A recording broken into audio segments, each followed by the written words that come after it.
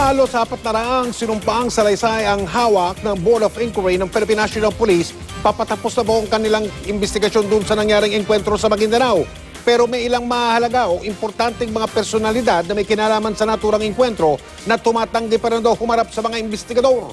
Nakatutok si Maki Pulido.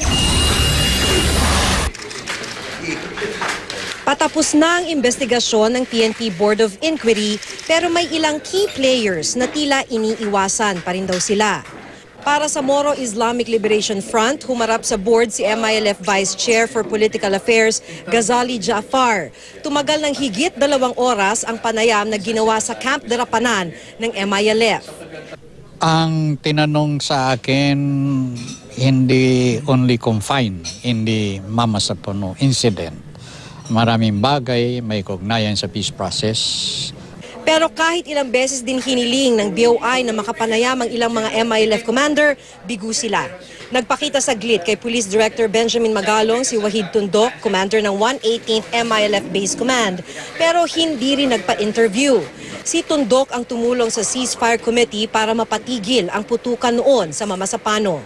Gustuhin din mang makausap ng board ang mga MILF commander na nakasagupa ng Special Action Force sa Mama Sapano, tulad ni Commander Zacaria Goma ng 105th MILF Base Command, hindi rin ito pinagbibigyan.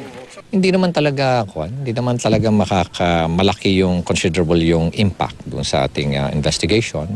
Meron lang kaming gustong malaman lang sa side ng MILF at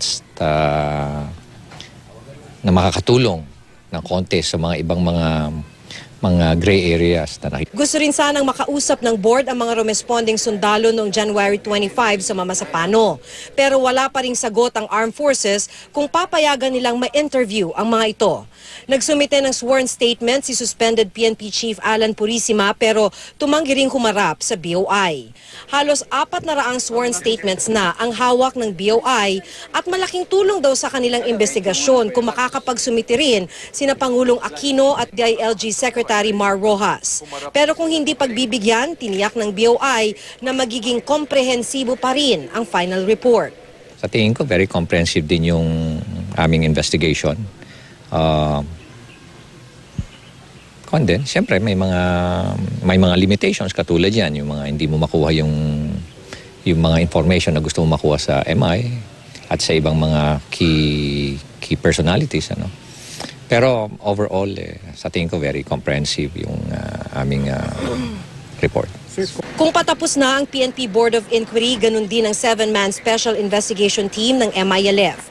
Pero isusumite ito ng MILF sa Malaysian Facilitator at hindi sa gobyerno ng Pilipinas dahil ito raw ang itinakdang proseso sa peace talks. Mula dito sa Maguindanao, ako si Maki Pulido, nakatutok 24 oras.